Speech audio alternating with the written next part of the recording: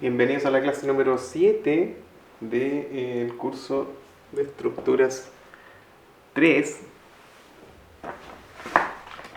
de la Escuela de Arquitectura de la Universidad de Santiago de Chile. Esta clase 7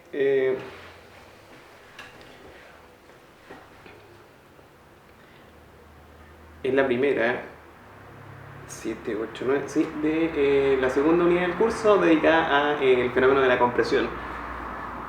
Y comenzaremos con el fenómeno del pandeo.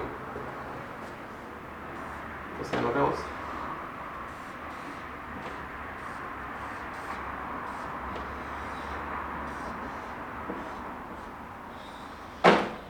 Wow. Ya se me cae. Pandeo.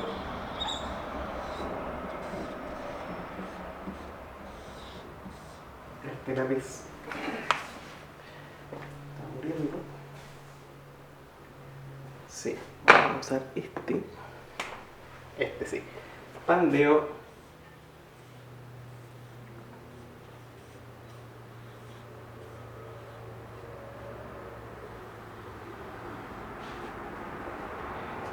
Esbeltez y carga crítica.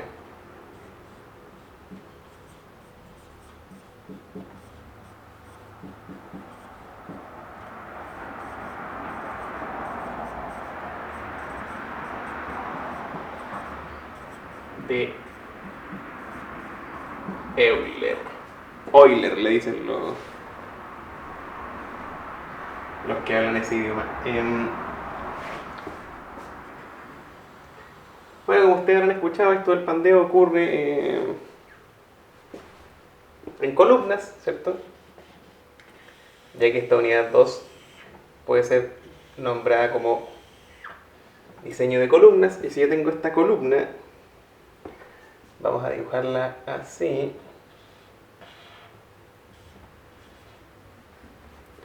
Con un apoyo fijo y un apoyo deslizante. Alguien podría decir que la columna es finalmente una viga girada, ¿cierto? Yo le voy a cargar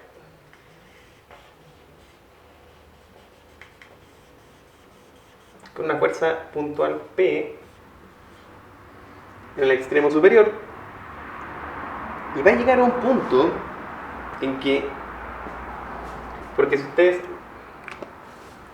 se imaginan, esta cosa se debe comprimir, ¿cierto? De esta forma. Claro, y con el apoyo deslizante desplazándose. Pero va a llegar un momento en que se va a producir esta deformación lateral, que es lo que nosotros conocemos como pandeo. Es decir,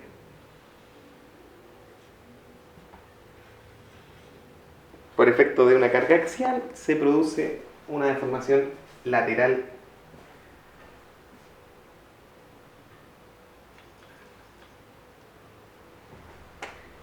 ¿Qué es esta inestabilidad, cierto? Entonces, definición.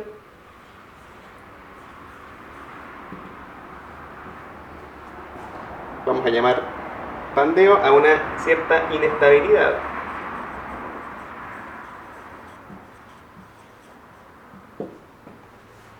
Lateral, repentina,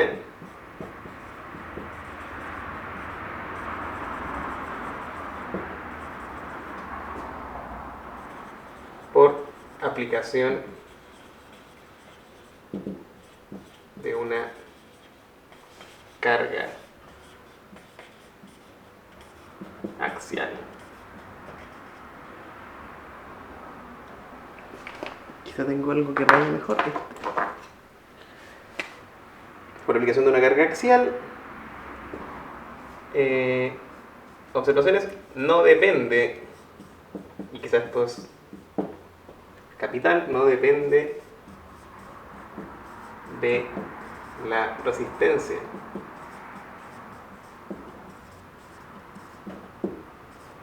del material, sino de su, sino de la geometría,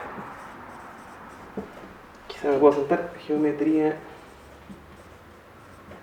del elemento. Y en esta geometría va a intervenir el área y la longitud de este elemento, en este caso columna, ¿cierto? Que va a tener una longitud L.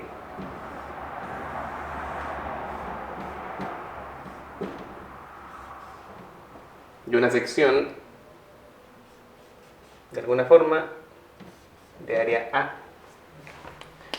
Quedó más raro, vamos a dibujarlo por acá. ¿Se entiende, no? Entonces, es una falla o fenómeno que ocurre de manera repentina y se traduce en una deformación. La columna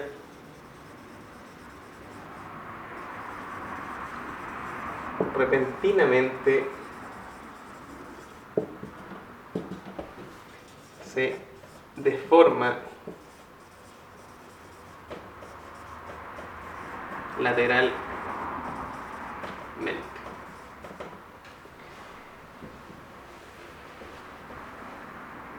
Para cierta carga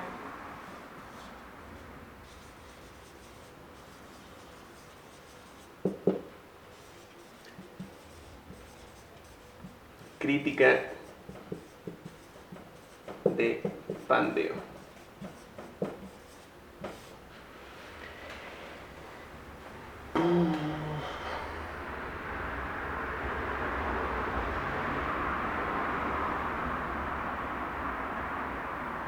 Entonces, sería bueno, antes de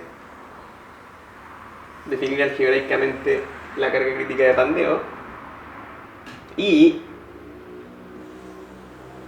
la geometría del elemento, ver este pequeño diagrama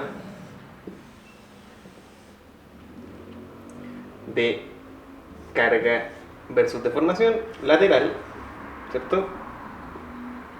En que idealmente nosotros tenemos aquí la carga crítica de pandeo. Entonces llega un punto en que, claro, yo estoy cargando mi columna, ¿cierto? Eventualmente se está deformando axialmente, pero no lateralmente, que es lo que estamos acá. Vamos a ponerle una L. Y de pronto, repentinamente, comienza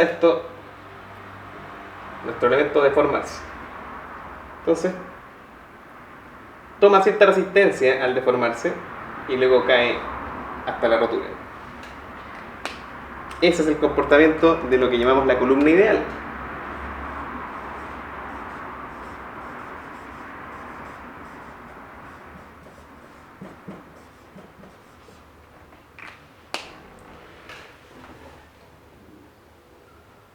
Nuestra columna ideal, entonces, que es la que nos entrega la teoría, llega hasta este punto repentinamente, comienza el pandeo y presenta esta deformación lateral, ¿cierto?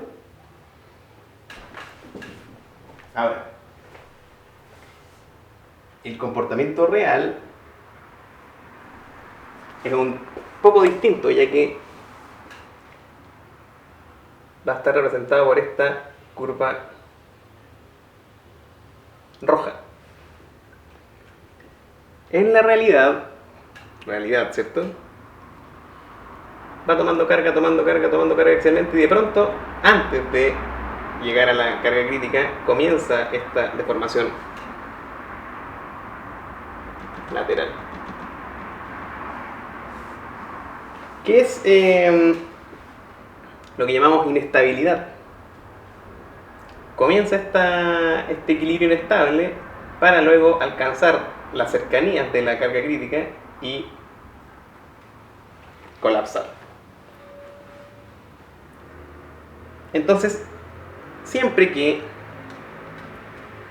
tengamos que la carga sea menor a la carga crítica de pandeo, vamos a estar en presencia de un equilibrio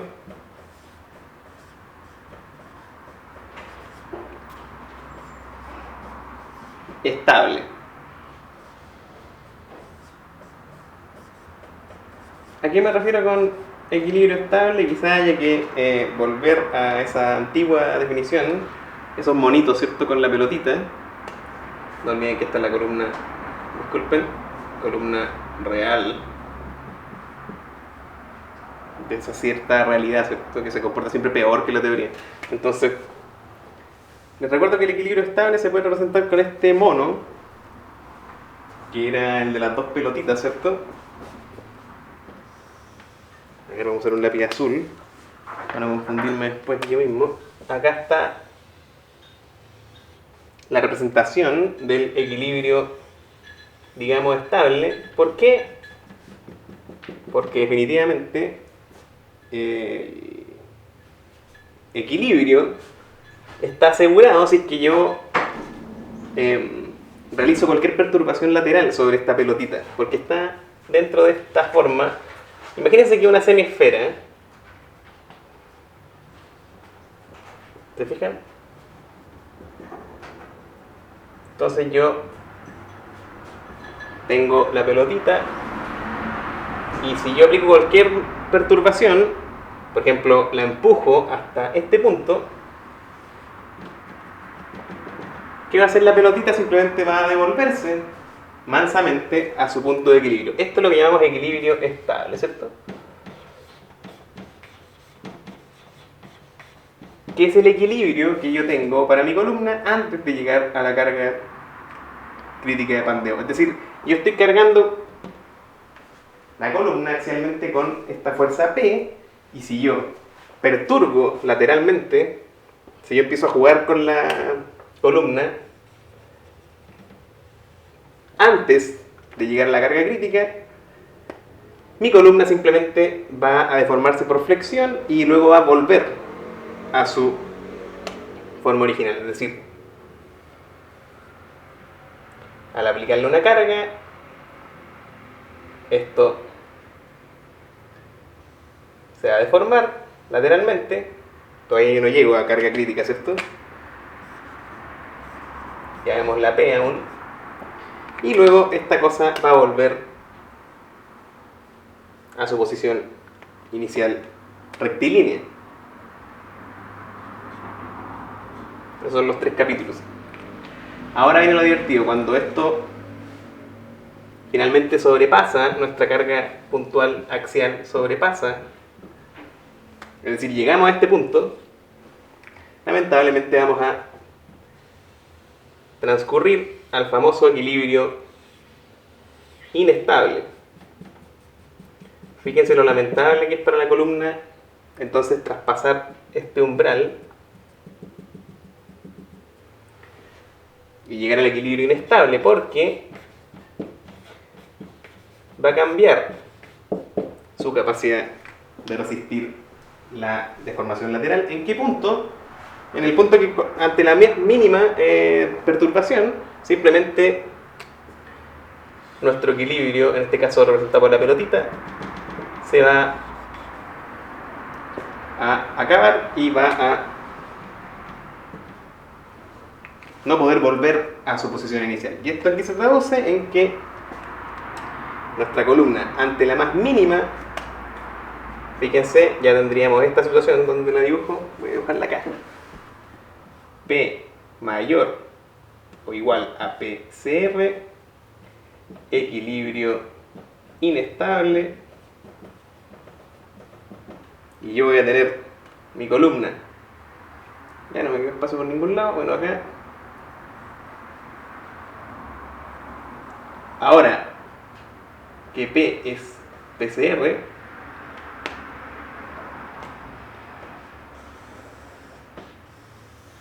y yo a la menor de las perturbaciones laterales voy a hacer que el equilibrio se pierda y la columna se pandee y presenta una deformación lateral de la cual no vamos a poder retornar al estado recto. ¿Sí? ¿De acuerdo? Entonces este es el fenómeno del pandeo. Ahora vamos a revisar el fenómeno, o más bien, los dos puntos que adelantábamos que controlan el pandeo, que es la geometría del elemento, que va a estar expresada por o por una magnitud, propiedad geométrica llamada esbeltez, y que vamos a explicar a continuación, y por la determinación de esta carga crítica de pandeo, que va a depender también de esta esbeltez y de los parámetros de la sección material.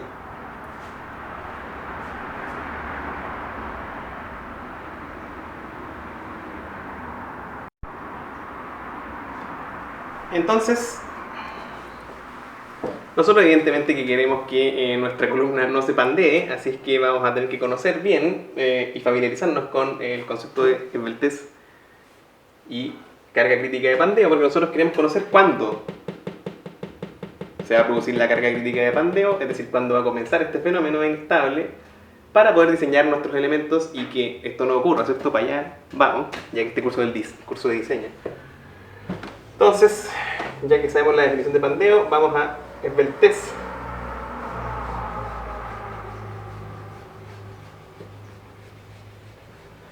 Entonces la esbeltez es el parámetro geométrico que representa la geometría, evidentemente, si es parámetro geométrico, más relevante de la columna frente a la solicitación que produce el pandeo, es decir, esta carga axial P. Entonces vamos a definir esbeltez de la siguiente manera: esbeltez. La vamos a llamar lambda, que es la famosa letra griega que correspondería a la L, dicen los entendidos. Entonces L minúscula o lambda minúscula va a ser igual a K, que es una constante que vamos a conocer justo ahora, por el largo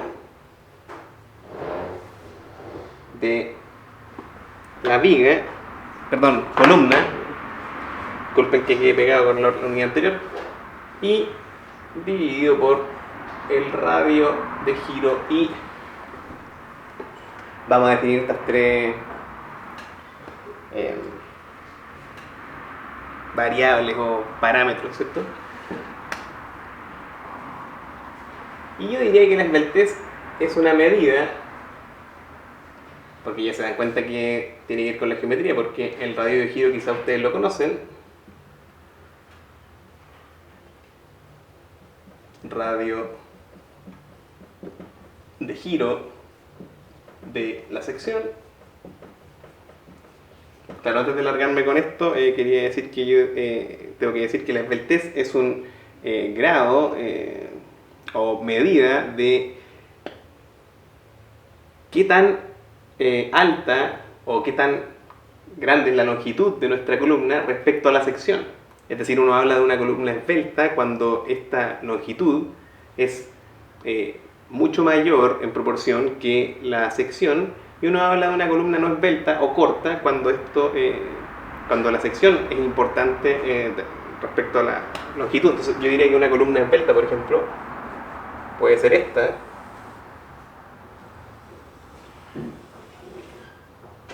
donde la dimensión mayor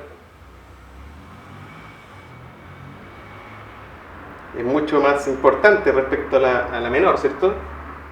Y una columna sería corta o no esbelta cuando sus proporciones son unas en que el largo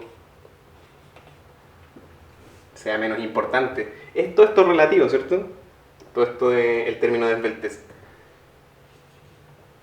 Pero se refiere a esas comparaciones de A y L, por ejemplo, en el caso de una sección cuadrada. Bien, como les decía, definiendo las tres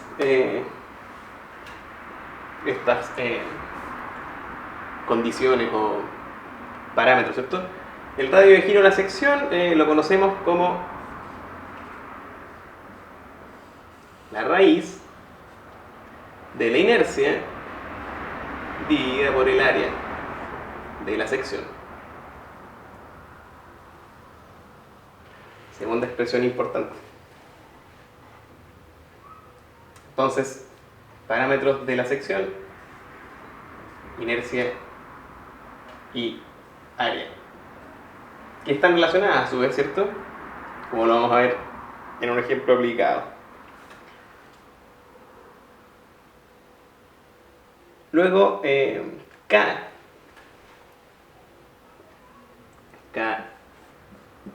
es el... Vamos a anotarlo por acá. K es el coeficiente de luz efectiva que depende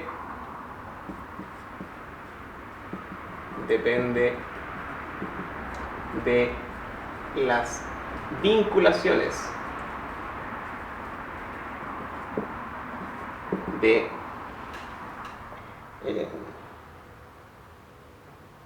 la columna. Es decir, va a cambiar si nuestra columna está rotulada, empotrada o libre en su extremo. Y evidentemente que L es el largo de la columna. Longitud, ¿cierto? Porque le dije luz, pero de nuevo sigo en lo de las vigas. Discúlpenme, longitud ya. Coeficiente de longitud efectiva. Claro, porque para las columnas se habla de altura, en virtud de que para las vigas se habla de luz, ¿cierto? Entonces el coeficiente de longitud efectiva está relacionado con el largo, como vamos a ver en un par de minutos más. No sin antes hacer una pequeña reflexión en torno a la inercia. Porque resulta que la inercia, si ustedes se fijan, va a ayudarnos a que nuestra columna sea menos esbelta. Porque ustedes ya observarán que a mayor esbeltez, más fácil va a ser que mi columna se pandee, ¿cierto? De hecho, va a haber una relación para columnas cortas en que eventualmente ya no se van a poder pandear, ¿cierto? Imagínense un cubo, va a ser muy difícil que ustedes puedan lograr esta deformación lateral repentina en compresión. ¿Sí? En cambio, este palillo fácilmente se logra pandear. De hecho, vamos a ver un ejemplo con algún... Siempre en la casa hay alguno de estos, ¿cierto? Algún palillo. Y si se fijan, lo ven ahí, y se por ahí, acá. Yo voy a aplicar una carga axial y este gallo se pandea, ¿cierto? Ahora, el pandeo depende lamentablemente también de imperfecciones. Por ejemplo, este palillo tiene un pequeño defecto aquí que disminuye su sección. Y precisamente el pandeo es máximo en ese punto. Se fijan que hay una... En vez de pandearse con esta forma regular, mi palillo se está pandeando así. Y es porque tiene un defecto. Entonces el pandeo depende de los defectos de fabricación, de la inercia, porque este palillo tiene una sección que es así. Voy a dibujar la fuente BC agrandada. Esa es la sección de mi palillo. Entonces el tipo se pandea en este sentido, en torno a este eje. ¿Por qué creen ustedes que pasa eso? Porque la inercia es menor. Entonces mi sección siempre va a escoger su dirección para la sección en que tenga menor inercia y se va a pandear de forma lateralmente en ese sentido. Muy difícilmente yo puedo, se fijan, tengo que hacer un esfuerzo mayor para poder doblarla en el sentido contrario. Pero naturalmente, sin ningún esfuerzo de vinculación, por eso es importante la vinculación también. Tiene que ver con el tema de, porque yo estoy empotrando en un sentido, entonces lo giro en el otro. Pero me cuesta bastante más que de manera natural, en que solo tiene ese pandeo posible. Yo no podría pandearla en el sentido contrario, en el otro sentido, ¿cierto? Porque las inercias son muy claras en este asunto. Ahora, bueno, reduzcamos la altura y transformémosla en una columna corta, qué sé yo, a la mitad. Qué alegría, ¿eh? Y fíjense que ya casi que no puedo. Sí, ahí se pandeó. Pero tengo que ejercer una fuerza mucho mayor. Ahora vamos a un cuarto. Y creo que ya no lo logro. No lo logro. De hecho ya me está... abandonemos el ensayo de carga. Entonces, ¿qué les quería yo contar respecto a la inercia? Se los acabo de contar con este ejemplo, con esta experiencia práctica de prueba de carga, ¿cierto? Jueguen ustedes con lo que encuentren en la casa. Quizás recordar un poco que la inercia es la propiedad que se opone al giro. Entonces nuestro radio de giro va a heredar esa bondad de la inercia, que es oponerse al giro y hacer que la sección de alguna forma no tenga esta deformación, ¿cierto? Porque aquí la cosa está girando, ¿no? Lo que aprendimos del fenómeno de la flexión. Entonces el radio de giro se opone que las secciones giren entre ellas. Así, por ejemplo, nosotros vamos a preferir muchas veces que el área de la sección se escape del centro. Es decir, una sección eficiente en resistir el giro aleja el material lo más posible. Entonces nosotros vamos a hacer ahora un pequeño ejemplo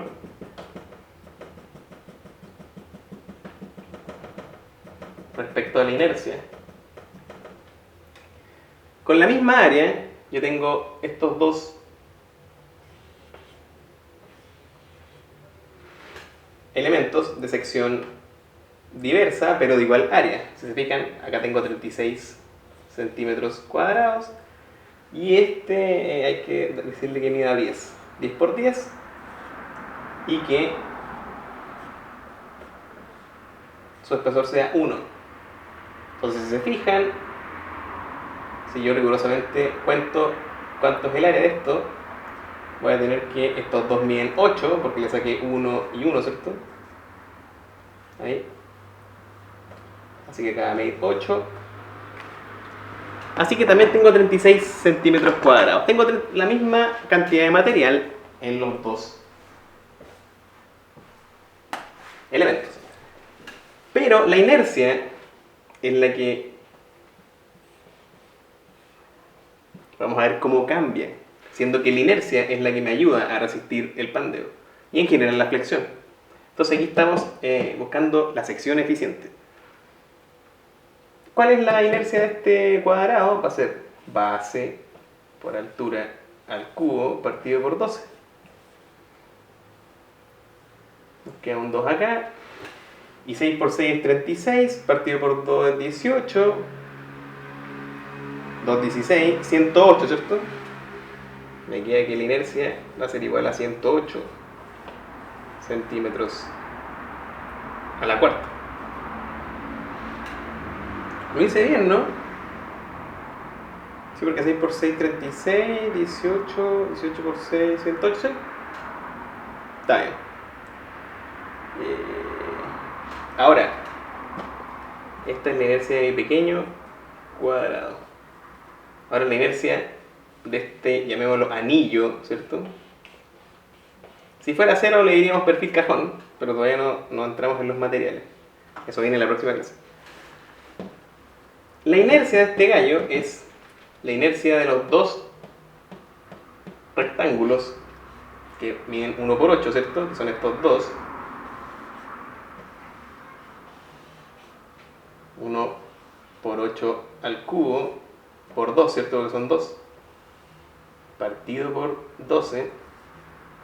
Más la inercia de estas dos horizontales, que van a ser 10 por 1 al cubo, ¿cierto? 1 es la altura. Por 1 al cubo y por 2, porque son 2, dividido 12. Y más los términos de Steiner, que ya habíamos aprendido en la clase de flexión, ¿cierto? De momento flector. Cuando también visitábamos el parámetro inercia para una viga, para la sección de una viga, que es el área de este, claro, porque yo al desplazar elementos desde el centro, tengo que se suma una inercia adicional gracias a el área, que en este caso se llama 1 por 10, ¿cierto? 10 por 1 y por ese desplazamiento al cuadrado. Vamos a llamar a ese desplazamiento 5 para simplificarnos, ¿cierto? Bueno, para no ser tan exagerado voy a llamarlo 4, porque es 4,5, ¿cierto? Para que no me digan que le estoy sumando más y para explicar mi punto. Entonces va a ser 4 al cuadrado. Y por 2, porque son 2. Es decir, pongámosle 20. Entonces esto es, si me ayudan, acá se nos va este con este, me queda 6, acá se da un 8, ¿cierto? Me queda 3 abajo, y me queda 4 por 8 por 8. Después acá, ¿qué hacemos? Este es fácil, ¿cierto? Porque 20, porque 1 al cubo es 1, 20 partido por 2, 10, está sumando poquito, ¿cierto? Este sería 8 por 8, 64, 64 por 4, 216, y partido por 3, algo así como 60 y 70, ¿cierto? 72. Entonces tenemos 72, ¿sí? 72 más 10, aquí todavía no le vamos ganando 108, ¿cierto? Y más 220 por 1 por 16, y 20 por 16 ya sabemos que es 320, ¿cierto? Claro. Entonces yo tengo una inercia de este gallo, si es que no me equivoqué, de 402 centímetros a la cuarta. Como se fijan, gracias a este procedimiento de buscar una sección más eficiente, que es alejar el material desde el centro, en este caso cuadrupliqué la inercia. Y no sé por qué me dije que lo tengo malo. Vamos a revisar brevemente. Es 8 al cubo, ¿sí? Ya, lo maté ahí con el 2. Ajá. Me quedo 64 por 4, que es 216, sí, está bien. 216. Después tengo 10 por 2 partido por 2, chao, ¿cierto? Partido por 12, este es más chico. Este sería 5, este sería 6. 6. 10 partido por 6, bueno, esto es como 1, así que en verdad es 396. Bueno, pero no este término nunca afectó tanto, ¿eh? Porque la inercia es corta. Y este que es 2 veces 10 por la distancia al cuadrado. Sí, está bien. Ahora yo podría decir que esto es 5 y sería 25, ¿cierto? Entonces en verdad es 20. 20 por 20 es 400, así que se fijan que importante, aunque sea medio centímetro, 5 milímetros, y aumentamos la cosa a 472. O sea, es más de 5 veces. Perdón, es más de 4 veces. Y está correcto.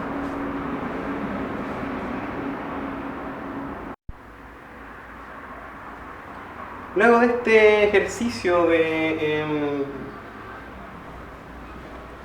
verificación de la inercia y de cuánto nos conviene tener una sección que aleja el material del centro, vamos a revisar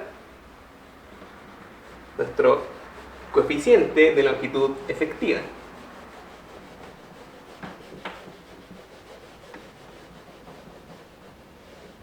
Es lo que llamamos la carga crítica de pandeo.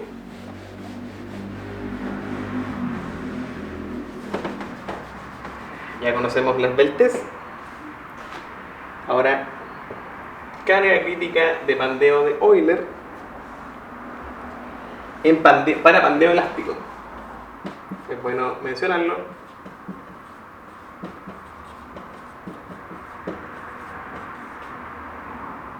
Y está dada por la expresión, la resolvió Leonhard Euler, que ya habíamos mencionado creo en este curso, por allá por el año 1700, no me acuerdo, mediados del siglo 1750, qué sé yo.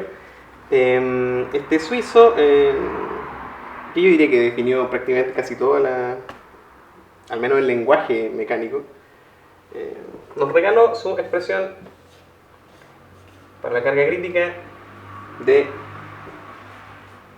pi por E, que es el módulo de elasticidad del material, por I, que es la inercia. Ojo que este pi va al cuadrado, dividido por K, y por L al cuadrado. Es interesante observar los parámetros porque ya los conocemos todos, ¿cierto? La famosa carga crítica de Euler. Y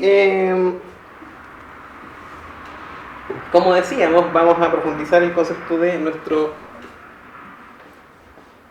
coeficiente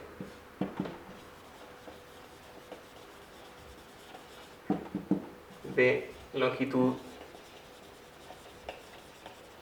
efectiva,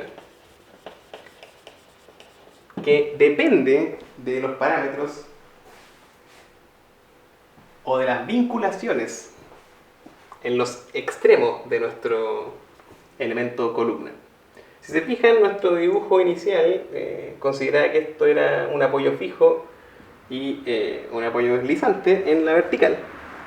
Entonces nosotros tenemos una tabla que nos va a mostrar, dependiendo de las propiedades de los extremos, es decir, de las vinculaciones, si son apoyo fijo, deslizante, empotramiento o extremo libre, un valor para este numerito o constante K.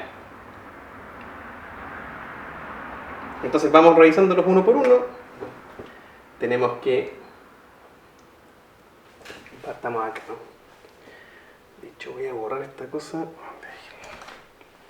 Ya sabemos que K tiene como nombre coeficiente de longitud efectiva. Y vamos a hacer este dibujo partiendo por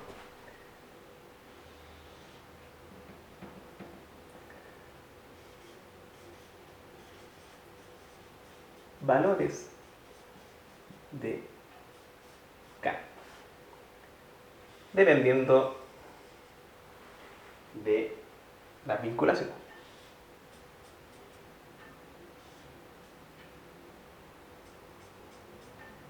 Entonces yo primero voy a tener una columna empotrada a la que le estoy aplicando una carga axial, ¿cierto? Y esta columna se va a formar así, porque el empotramiento no deja que esto gire en los extremos. Entonces vamos a tener un valor teórico de K, para este caso, de 0,5. También existe un valor recomendado en el libro de Riedel e Hidalgo, lo vamos a anotar también. Ustedes lo pueden encontrar en la página 270 y pico, no me acuerdo. Recomendado es de 0,65 para la columna que tiene los extremos empotrados. Después vamos a tener la columna que está empotrada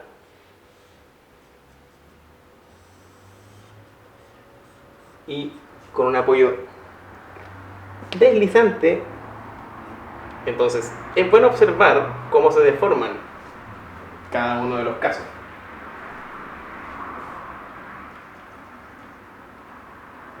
Ahí vamos a ver si tenemos uno mejor. Espero que sí.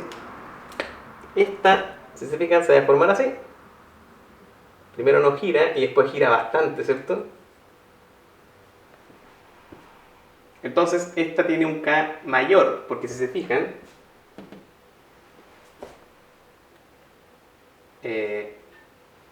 según nos dice el libro, 0,7. Coeficiente de nube efectiva porque en el fondo es una medida de cuánto se acorta la columna al aplicar las vinculaciones distintas, ¿cierto? Aquí se acorta mucho, si se fijan, comienza muy tarde la deformación. Y el recomendado, ustedes dirán por qué hay un valor recomendado y uno teórico, porque dice el profesor que es muy difícil asegurar las condiciones ideales de vinculación, sobre todo los empotramientos. Ya vamos dibujando entonces, después tenemos la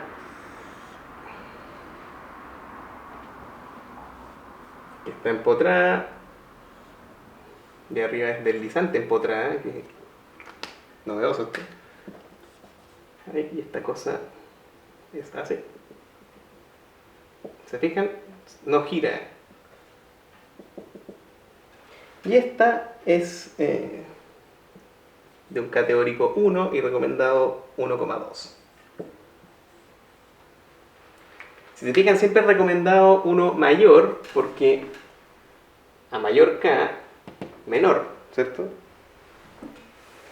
Carga crítica. ¿Qué significa que sea menor la carga crítica de pandeo? Que yo voy a necesitar aplicar un menor P o carga axial para que esto se pandee, ¿cierto?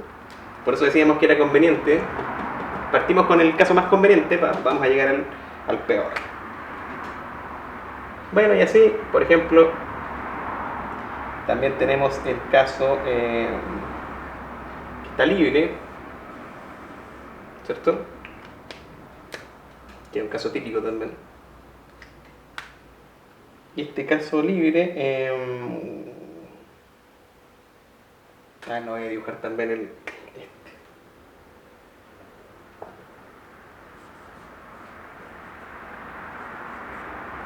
que es parecido al que anotamos en la pizarra, ¿cierto? Y este gira y gira. Este es 1 y 1. Si se fijan, es incluso más conveniente que tiene deslizante en el otro sentido. Importan los sentidos, importa la naturaleza si empotrado o apoyo fijo deslizante. Y vamos a terminar con este, que es el del extremo libre, que por ser libre evidentemente que es más complejo, ¿cierto? Y su K teórico es 2 y recomendado 2,1. En fin, revisen el libro para poder noticiarse del resto de los casos y qué coeficiente de longitud efectiva recomiendan.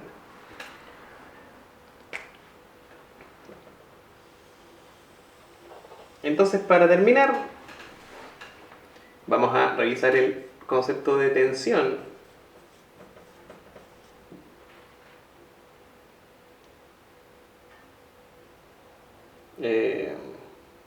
tensión crítica de pandeo. Porque siempre que uno diseña, está interesado en las tensiones, ¿cierto? Y esta tensión no es más que sigma CR, la vamos a conocer como PCR, dividido por el área. Y si nosotros dividimos por el área, nos vamos a dar cuenta que existe cierta relación con la carga crítica, recordando que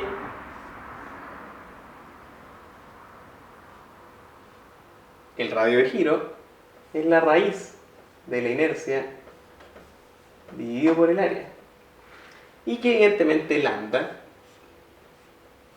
es igual a K por L partido por este radio de giro. Entonces ahora nosotros vamos a jugar un poco con estas expresiones que yo les pido no perder de vista, ¿cierto? La tensión crítica de pandeo, nuestro radio de giro y nuestra esbeltez. Recordamos siempre los parámetros de la esbeltez, que son K, longitud efectiva, ¿cierto? Coeficiente de longitud efectiva, L, largo de nuestra columna, y radio de giro, insisto. Y siempre fijarse que para obtener los valores de K, el uso de estos valores recomendados requiere un fino análisis y observación de, efectivamente, las restricciones que tienen nuestros extremos de la columna al desplazamiento y al giro. No olvidar. Entonces, si yo juego un poco acá, fíjense que finalmente I, primero, el área. Área va a ser, si me acompaña el lápiz, igual a I al cuadrado por I, en la inercia. Perdonen por el abuso, ¿eh? Radio de giro al cuadrado por la inercia, ¿cierto? Le al cuadrado y va. Ya empecé mal.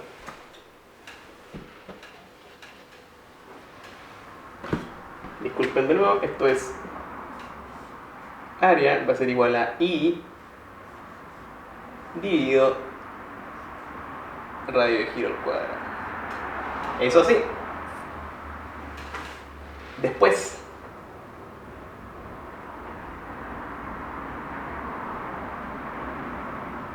fíjense acá. Estaba jugando algebraicamente solamente por un par de minutos. Tengo que K por L es lambda I, entonces mi sigma crítico de pandeo va a ser igual a, si yo reemplazo, pi al cuadrado por E y por I dividido por KL al cuadrado, y me fijo que ahora A es, perdón, K por L es lambda I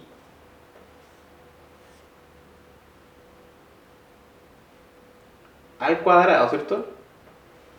Reemplacé esto, porque si se fijan, lambda I es igual K por L. No sé si le conviene, no está ahí. I por el área, que es I, inercia, partido por el radio de giro al cuadrado. Si se fijan, algo ocurrió, ¿cierto? Acabo de asesinar, digamos simplificar, para no ponernos dramáticos, este término con este, es decir, chao radio de giro y chao inercias de esta expresión. Entonces concluyo que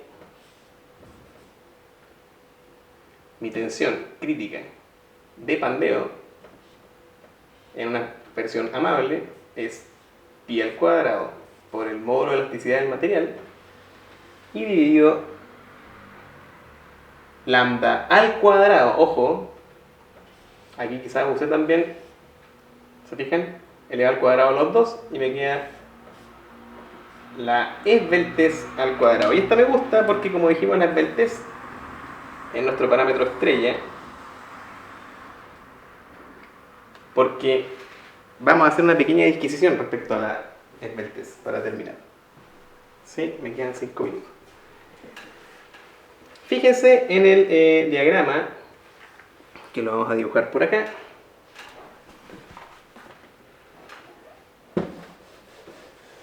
Chao todo este jugueteo algebraico.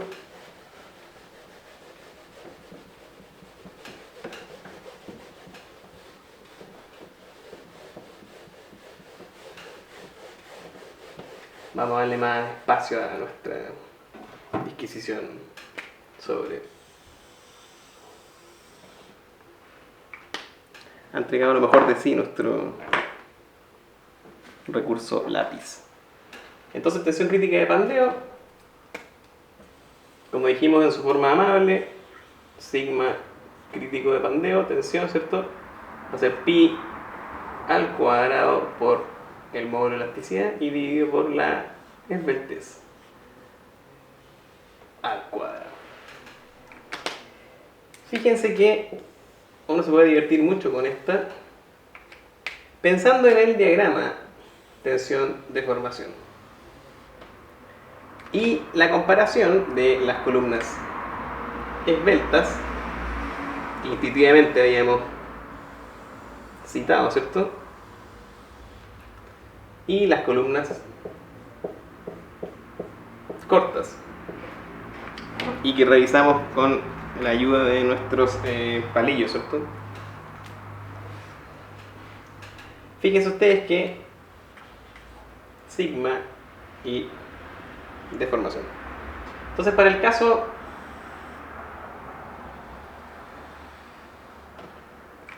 de algún material que se comporte como el acero, si ustedes recuerdan, teníamos el estado de fluencia con su tensión, ¿cierto? Entonces, las columnas más esbeltas van a trabajar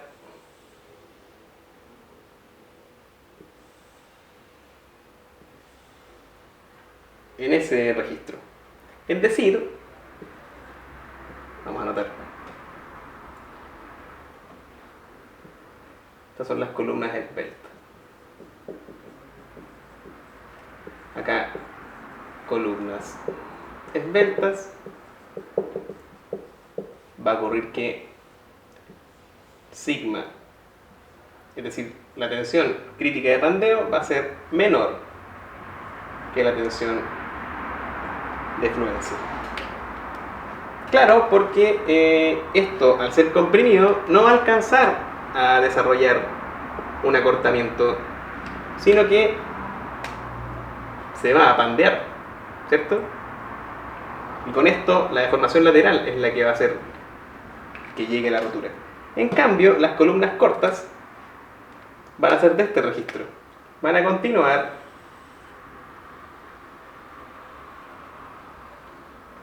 desarrollando este. Entonces, muchas veces vamos a tener que las columnas cortas, vamos a darlo con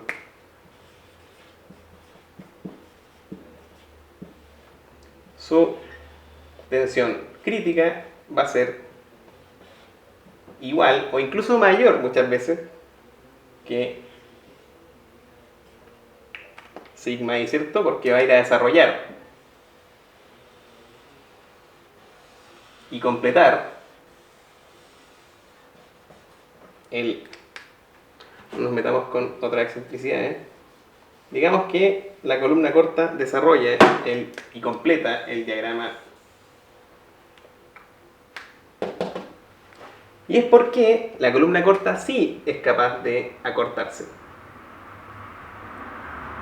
porque su geometría garantiza que nunca se va a pandear muchas veces. Entonces es bueno tenerlo en mente. Acá dibujamos cortas. Y es bueno ese diagrama para comprender finalmente la relación material que presenta el pandeo.